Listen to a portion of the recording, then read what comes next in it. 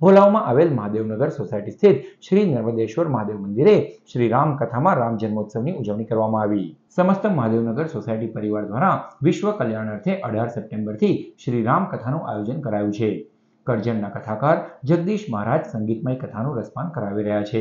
કથાના યજમાન કાલિદાસ વસાવા સહિત સોસાયટીના રહીશોની ઉપસ્થિતિમાં આજે ભગવાન શ્રી રામના જન્મોત્સવની ઉજવણીનો પ્રસંગ ઉજવાયો હતો।